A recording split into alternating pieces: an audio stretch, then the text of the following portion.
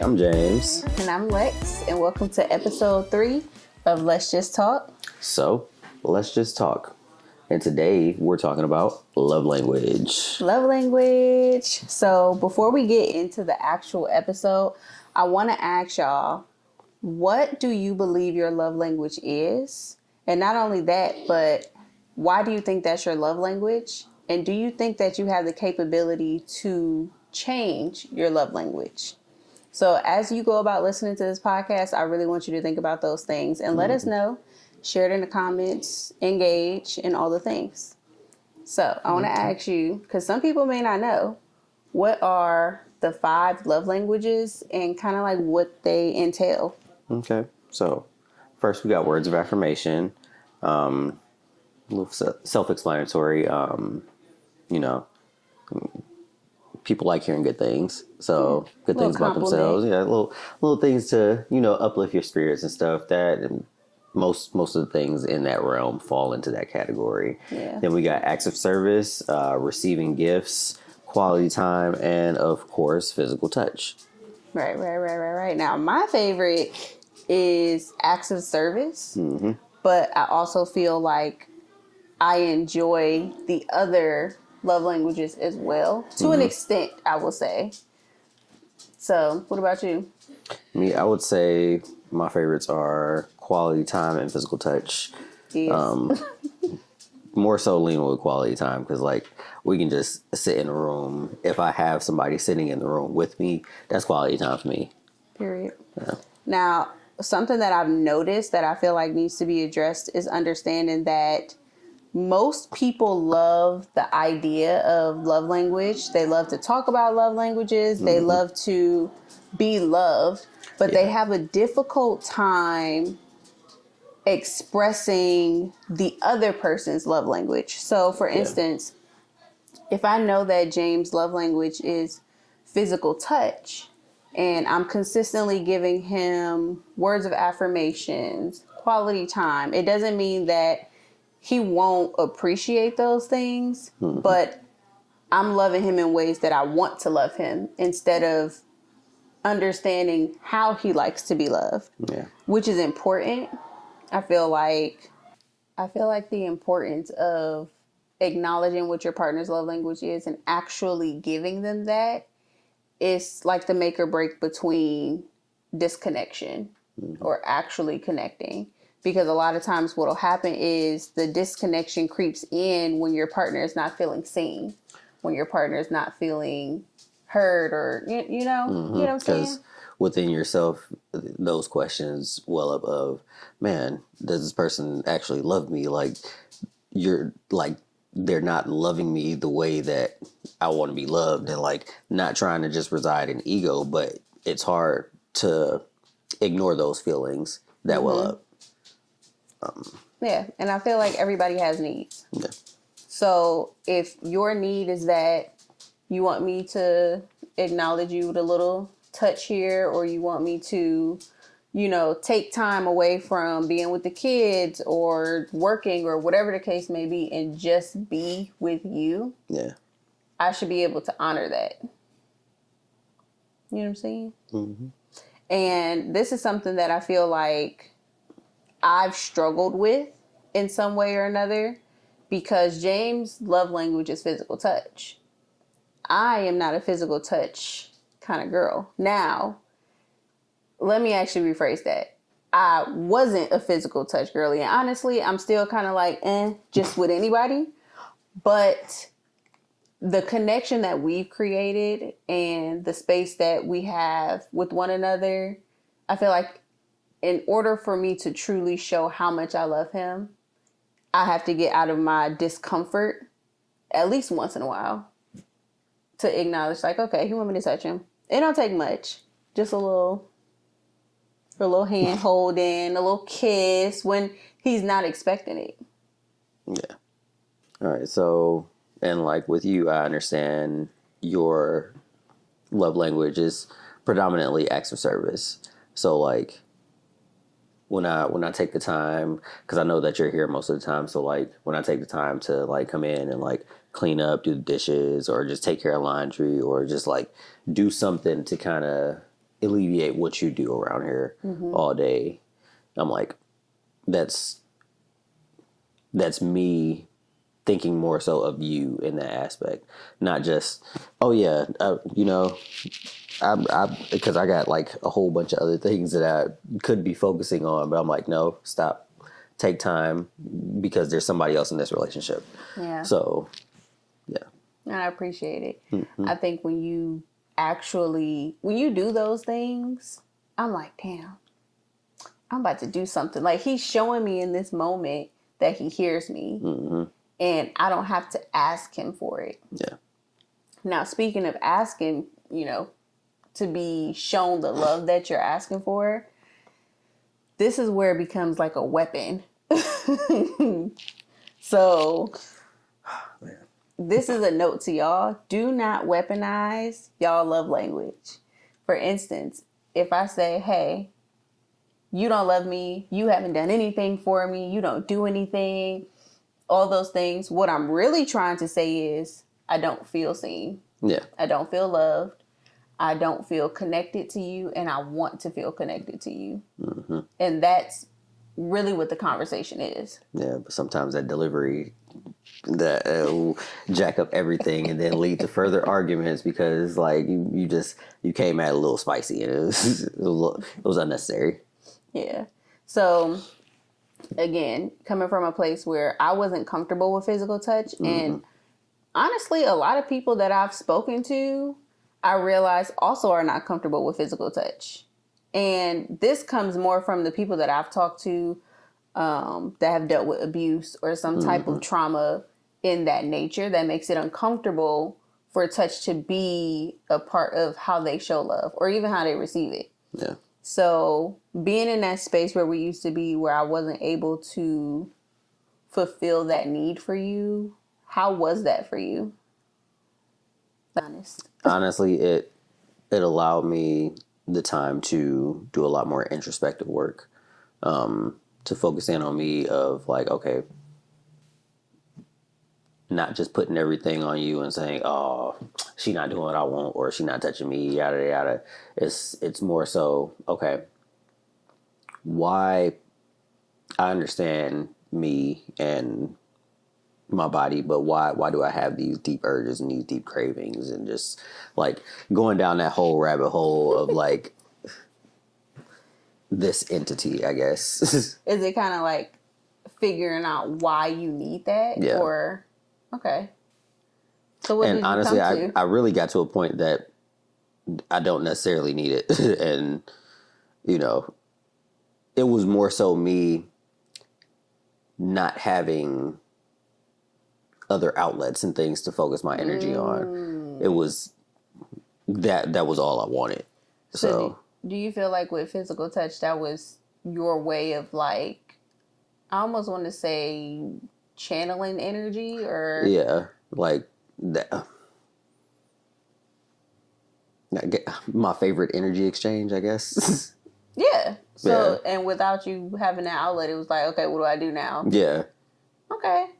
Now, I want to know from your perspective, because I know from mine, what made you, like, what was the shift what do you think is the shift between where I was versus where I am now with showing you that love? That's a good question, because again, we came a little ways. We came a lot of ways. Yeah.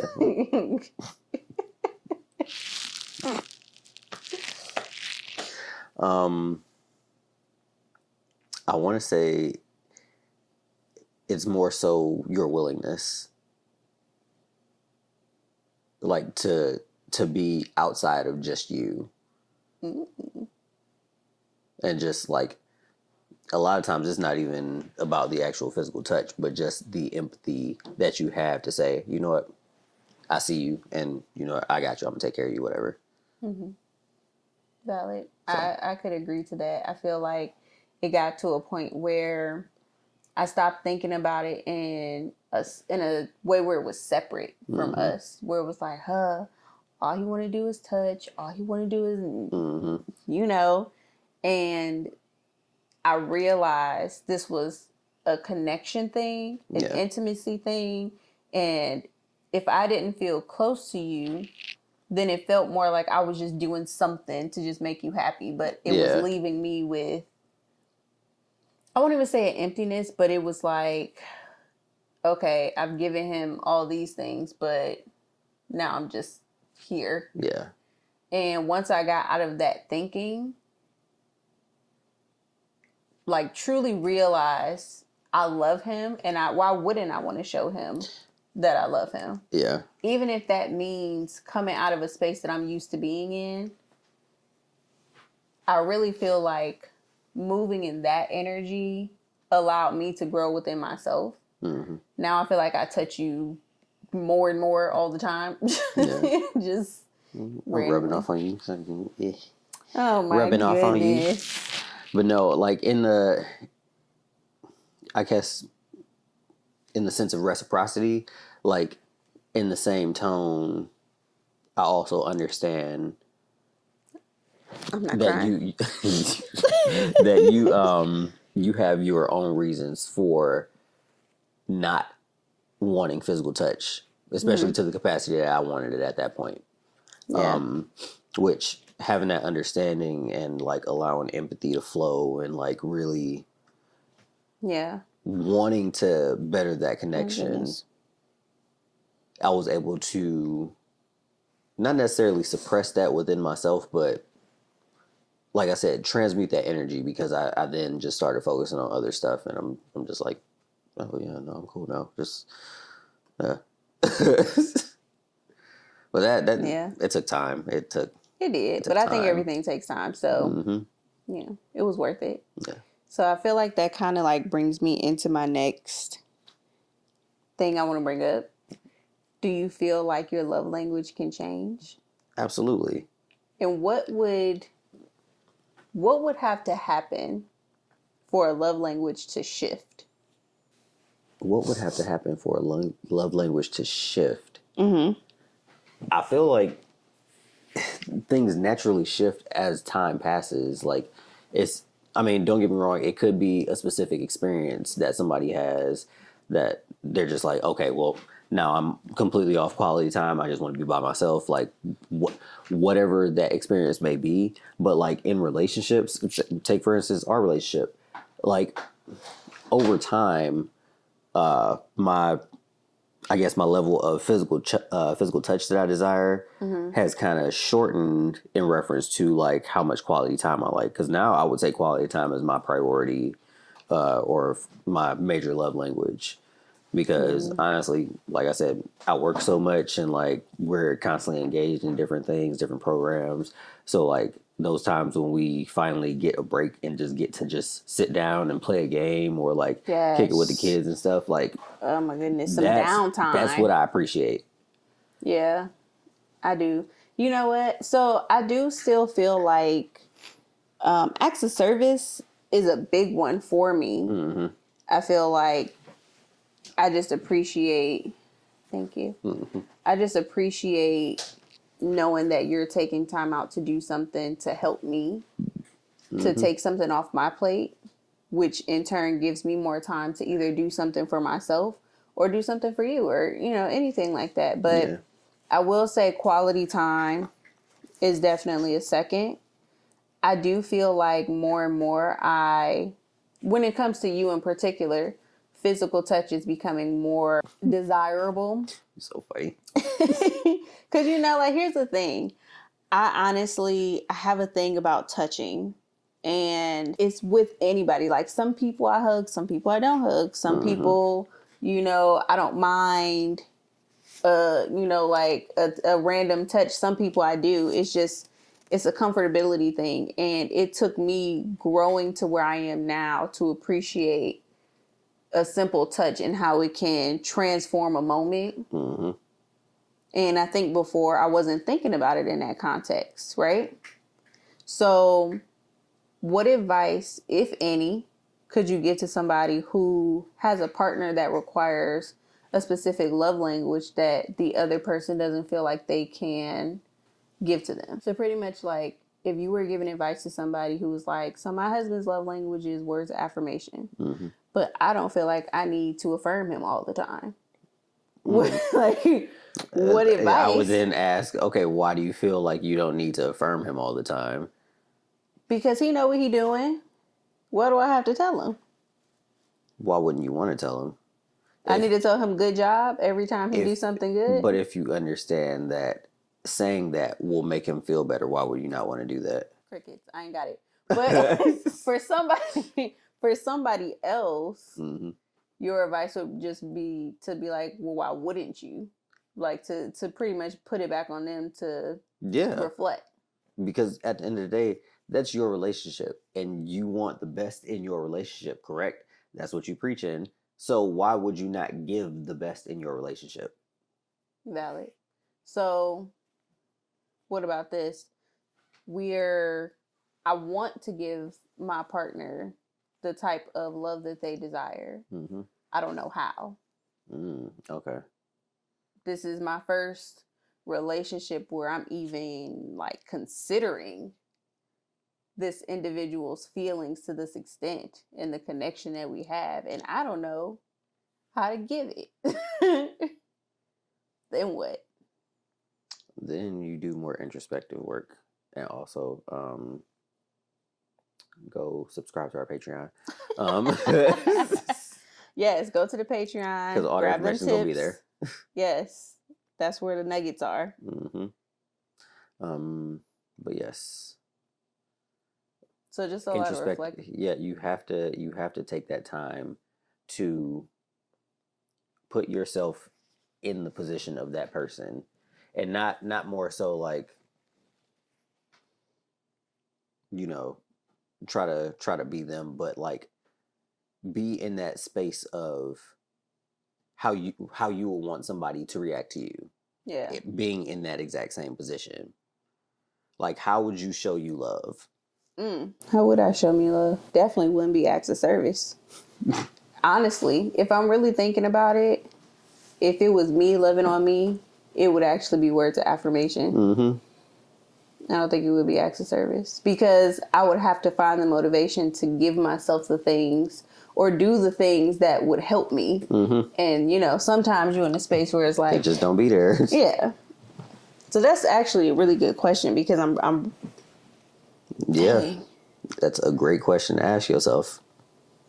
Wow. I feel like I'm gonna marinate on that later because that's Good. something. Pondering information is necessary. Yeah. So when it comes to we got the 5 love languages, right? Mm-hmm. And these are the basic standard love languages. But do you feel like people could have love languages outside of that? I feel like I hear a lot about different ones, but I don't necessarily know how I would name them, but you know. I got one. What? Food. Everybody, I feel like any foodie.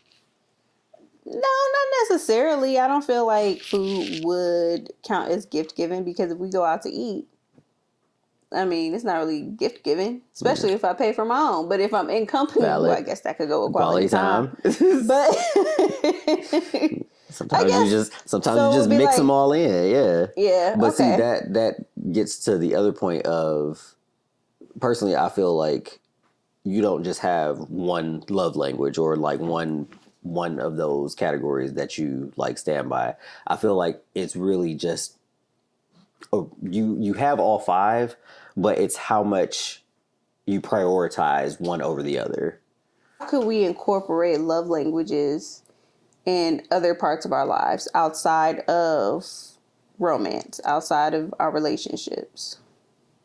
Oh, well, I mean, it's not something that's just romanticized or like encompassed by, you know, intimate relationships in that aspect. Like,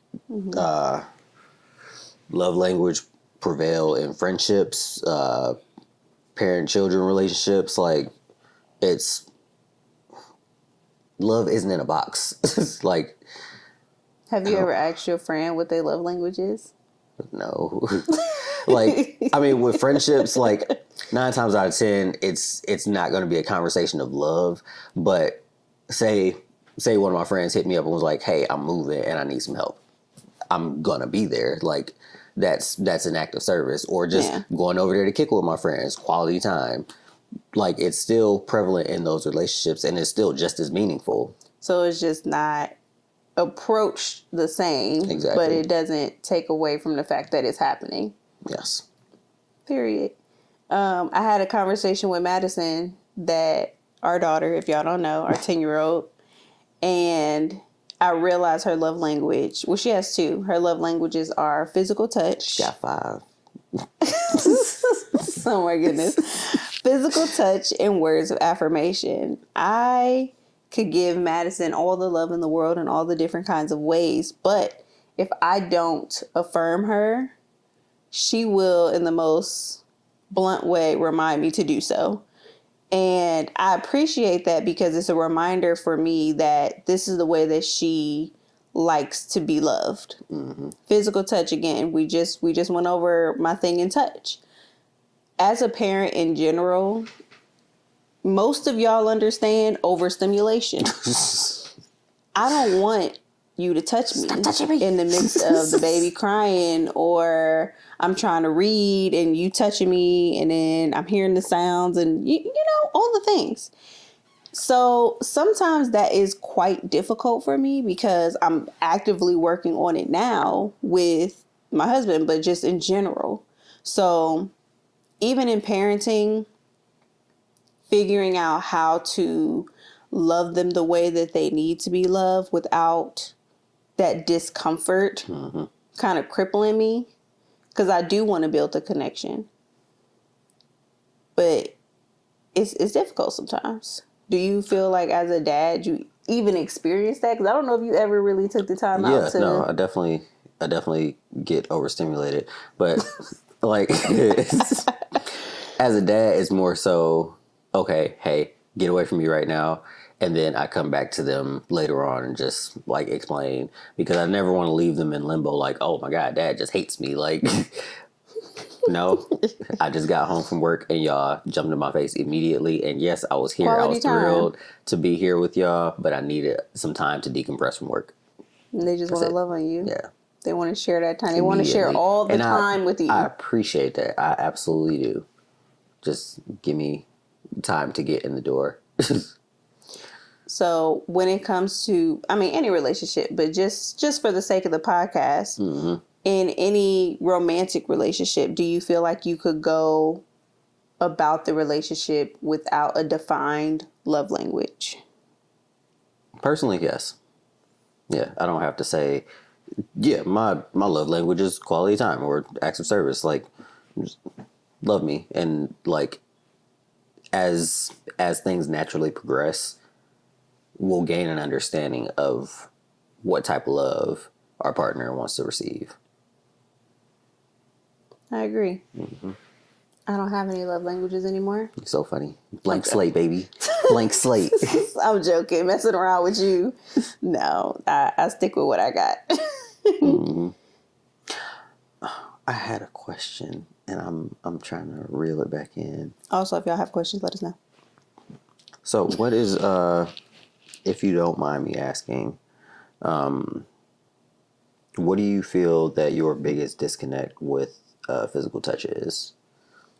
My biggest disconnect is that, well, first of all, a lot of the time that I don't want to be touched is when I'm already having a sensory issue. Yeah, valid. When I'm locked into something, like for instance, if I'm cooking dinner and I'm like, all right, I'm doing this, got my music going, I'm, look around, boom, measure boom, stuff, boom, and chop this and up. then you come up and you like hug me, I'm instantly like, like my body's being still. Yeah, and it's like I need to be doing what I'm doing because I'm already experiencing this. Yeah. So it's hard for me to disconnect from that moment to get into that moment. Another thing I feel like with the disconnect is I don't feel like I'm necessarily in my body all the time. So as weird as this may sound, touch brings you back to reality. It brings you back into your body. And if I'm somewhere else, if I'm, energetically in a different place, Mm-hmm. and then all of a sudden it's like, I've or been pulled you back. know, Yeah. it's like I don't. It's just I don't know how else to explain it. It takes adjustment. This is what I say. Where you going? Like, where- we no, it takes adjustment for me mentally. It's like more mental than anything. yeah. On top of that, as far as initiating, again, my mind is everywhere else. Sometimes I'm like, okay, I'm up. I need to work out. I need to go make the kids breakfast. What do I have to do today? Let me check the calendar. I want to get content done. I want to record. I need to check these emails. I'm not thinking about let me go check in or let me, So that already is like, again, I feel like it kind of goes into a disconnection of myself.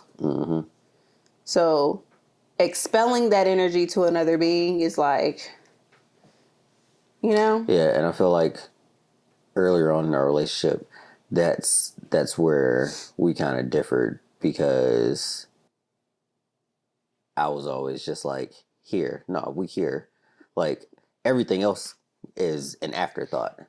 and I was the I'm complete always here opposite. first. Yeah. Which I don't fault myself for it. It's a learning process. Mm-hmm. Also, I feel like when it comes to us personally, I was already disconnected from us. Mm-hmm. Like at the time of, because in transparency, it took us a long time to get to a point where we were truly on the same page, where we were comfortable in where we were, even in the midst of arguments, disagreements, tension, all the things, still being able to be like, okay, we feel these things, but it's not about to make or break us. Yeah. Not being in that space or being in the past where we didn't have the tools to navigate those, and knowing for you physical touch was an outlet and for me that was overstimulation, those two things didn't mix. So it created more disconnect. So if it's just disconnection, and it goes on longer and longer and longer, it's like, okay,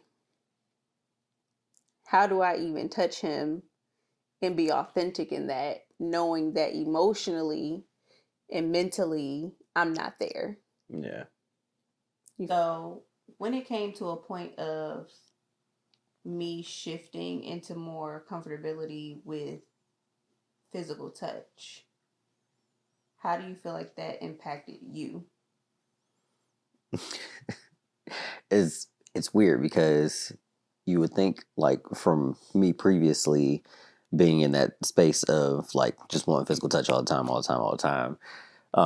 You would think I would just be like, cool, yeah, on board. Here we go, all day.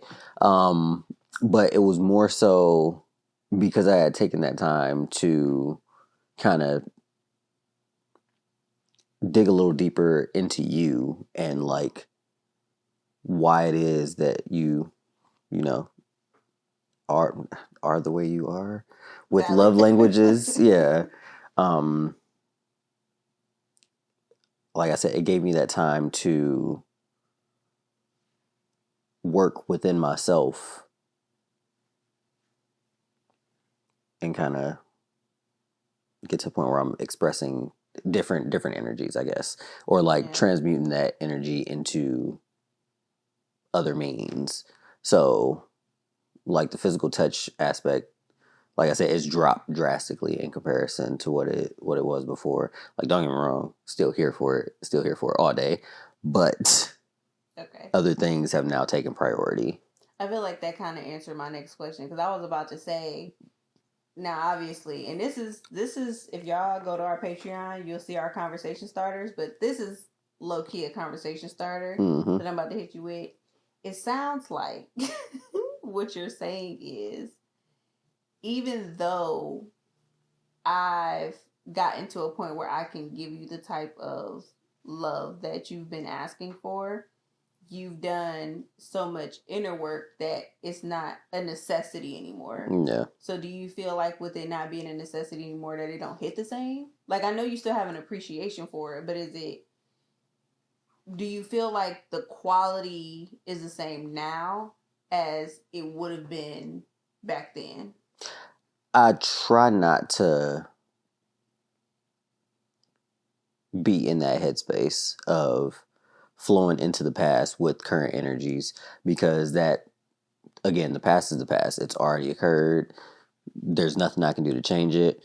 If I try to sit there thinking about that, then I'll carry myself down a whole different path of, well, if this would have been happening back then, we would be here by now, or like whatever. But yeah, I don't even, I go with present energy and I just keep moving forward. I appreciate that. Yeah.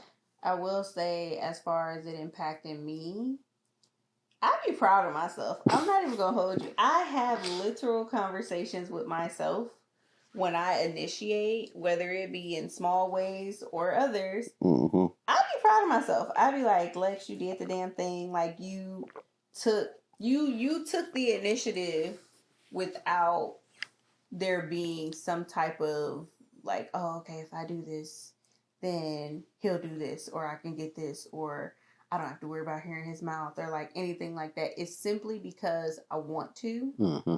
And I understanding where I was and understanding where I am now, I appreciate the fact that I've been able to put that missing puzzle piece where it belongs. Yeah. Because it feels right. And I don't feel forced. I don't feel like I have to do it. Mm-hmm. And even though I hear you saying, like, you know, you've done the work to not necessarily need it, I can see and feel the appreciation that you have, where it's like, yes, how did you know? Yeah. Rub my hair, stroke my chin. Just little stuff, yeah. Yeah, so I appreciate the growth. Mm-hmm.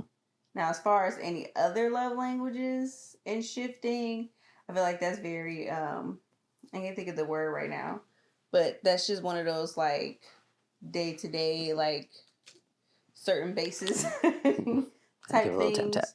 Because some days I feel like I appreciate the words of affirmation a lot more than my acts of service. Yeah. Because I'd be in that emotional state of, like, how do you know I needed to hear that?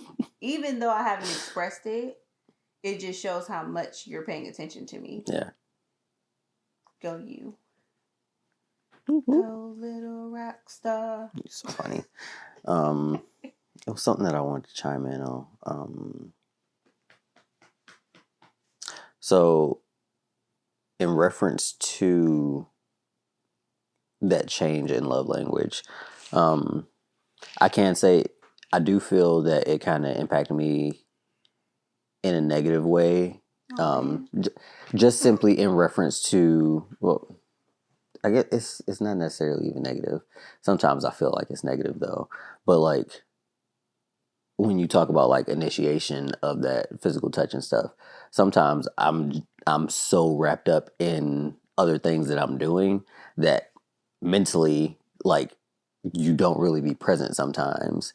And then like I see you and I'm like, oh, okay, yeah. Like, no, I get it. Yeah. It almost feels like the tables have turned. Yeah. Because I get that. I understand that. That's crazy. And like I don't necessarily like being in that space. And that's not even just with you. Like that's with the kids too. Like when I get so wrapped up in things that I kind of like disassociate. Yeah, I disassociate because I'm just like locked in. Then like I have a moment of clarity where I'm like, hey, other people are present. Like bond. Like, but I've been like that since I got out of the military though. Like it's real easy for me to just like disassociate, which, you know, still stuff that I'm working through. But I don't necessarily see it as a bad thing though, because I have those times where I really lock in and I'm just like all about family, love, and paying attention to everybody. But a lot of times I just be focused on the mission. Do you, and this just popped up in my head because I'm actually wondering the same thing for me. Do any of your love languages align with either something that was or was not present in your upbringing or something that you may have seen in your parents growing up? Or like what do you feel like was the influence, if any? So quality time and, you know, physical touch was actually like big as a like those two were like really big because like we played a lot of board games. My family was like huggers and stuff, so like like that was definitely something that's always been like super close to me. um Acts of service. Now, acts of service aren't necessarily big for me. Like I appreciate them regardless, like when anybody does anything for me, but that's never something that I'm like looking for or like Independent black man. you No. so funny. But no, like I've always been on the giving side of the acts of service. Like I've done volunteer work since I was like a kid. So Giver. yeah, that's me. I feel it. I honestly don't know. That's something I have to think about for a moment because Take time. if I had to think about what my mom's love language was, I don't think I could honestly tell you. I'm thinking about it. Maybe honestly, gift giving Mm-hmm. may be her love language, which interestingly enough is not mine. It's probably at the bottom of the list. Honestly, yeah. I'm more of the gift giver than anything. Honestly, wow, I don't know. When it comes to the acts of service, I think I've always been the one to like be the one like that's doing. Mm-hmm. Don't get me wrong though. Many people will say I was spoiled and a lot got done for me, and I will accept that. But it's not in. I don't feel like the same context. Wow. Well, got something else to marinate on. Yeah, there you go. Ponder. I don't know. And that's okay. That's okay. Take the time to figure it out. At what age do you even get a love language? Like, or do you realize the way you enjoy being loved? Madison's 10. Micah is 8, but I still don't think Micah really has exhibited a sense of like what his love language is. Maybe quality time. he Mm-hmm. he's very like, Yeah, Mike is definitely a physical touch and quality time person. you think so? He likes hugging. He likes playing. He likes being physical. Yeah. Okay. Mm-hmm. He do like to cuddle. Yes. Yeah. I didn't think about that. Okay. Wow. I wonder what Sagey's love language is going to be. Hitting. He said playing no games. I feel like his might be words of affirmation because he already be clapping for every single thing he do. As soon as you be like, yay, you did it. Yeah. He be on it. No, I feel like his love language is going to be fuck around and find out. Stop it. That's not a love language. So it came out the womb scrapping. That's, well, yeah. He mean what he say. He didn't even talk yet. And he still mean it. Oh my goodness. All right. Moving on. So what are some practical ways to make love languages work? What would you feel? Ooh, I feel like that depends on the dynamic of the relationship. Mm-hmm. Again, romantic or not romantic.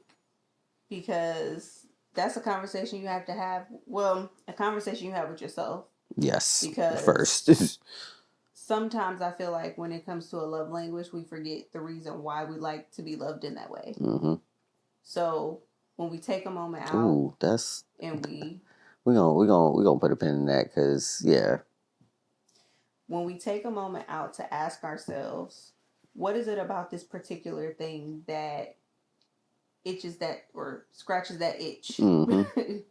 That, you know, And then in turn of like that introspection, making it work about when you have the conversations with whomever it is about, well, this is why I like this, or this is how I want to be, and vice versa, understanding what that means. Mm-hmm. Now, making it work in a sense of actually, like, for instance, with the physical touch, making it work, understanding what this means for our relationship. Mm-hmm. Is it going to hinder us? Is it going to help us grow?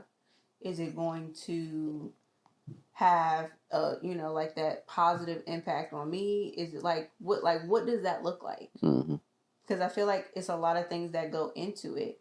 It's not just the surface level. My love language is words of affirmation. Mm-hmm. Tell me I'm pretty. Like, why do you why do you feel that need to be affirmed? Mm-hmm. And is it that you just enjoy someone else affirming you? Is it because you don't feel like you were affirmed enough growing up? Is it because you don't feel the things that you're actually being affirmed for is true to you? Like, what, you know?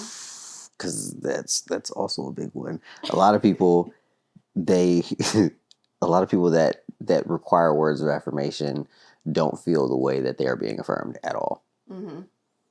And it really becomes a need to hear that from somebody else because you don't even hear it from yourself. Yeah. Ooh. Which is crazy because why would you not tell yourself something? I mean, well, if you don't believe it, then you wouldn't tell yourself. So that kind of makes sense. And I wonder if a great exercise for words of affirmation, if that is the case, if a good exercise for that would be affirming yourself. Mm-hmm. That's where it starts. Solely, but also challenging yourself to affirm yourself in front of your partner. So not even that we're saying it together or that you're saying it and I'm here with you, but looking at you and saying, I do deserve love. I do deserve to have my dream job. I am worthy of all the things that I've been working towards. But being in a space where essentially you're vulnerable and you're speaking these things and you're watching somebody gaze at you, it's so much more emotion into it. And it's not just like, I'm pretty, I'm successful, I'm confident, Yeah. I wonder if that would be a type of challenge that would be beneficial for somebody. I feel like that would be a pretty good exercise. But then you can, because see, I hear you, and yes, I feel like that would definitely work for other people. For me personally, I'm more so, I'm going to tell myself that I'm going to do something and then I'm just going to do it. Like, I don't need to constantly go back and tell myself, oh, I'm great. I can do this. I'm a good person, or like I'm smart, or like I'll just do things to show myself that I'm smart. But I also don't feel like you struggle with that. So that's... I have. Yeah. I don't think it's the same. Because yours has ego in it. So when you're, like how you just said, like when you affirm yourself, it's like, I know I'm gonna do it, or I know I'm good, or I know I'm like, essentially that's the ego pushing you. And like I said, ego is not always a bad thing. Mm-hmm. Ego can be motivational to an extent. So I feel like when it comes to you, your ego motivates you.